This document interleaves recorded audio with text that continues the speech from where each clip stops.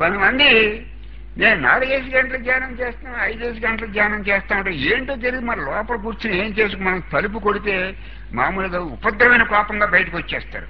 మా ధ్యానం చెడగొట్టారేంటారా మీరని. ఇప్పుడు మనకి ఏదైనా పని అంటే ఏదో తలుపు కొట్టామనుకోండి, తాచుకొని బయటకు వచ్చినట్టు వచ్చేస్తారు.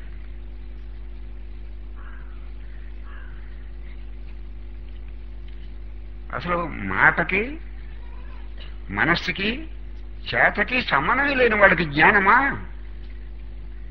ఇది బాగా అర్థం చేసుకోండి. మాటకి మనస్సుకి చేతకి సమన్వయం లేని వాడికి జ్ఞానమా? ఏమక్క అక్కడ దాకా ఎక్కర్లేదు.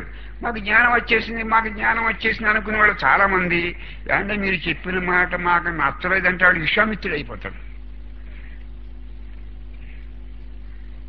ఒక పక్కన ఉపనిషత్తులు చదువుతూ ఉంటాడు, భగవద్గీత చదువుతూ ఉంటాడు, నేను పండితుని అంటాడు. ఏం అక్కర్లేదు, మీరు ఆడ ఏమనొద్దు.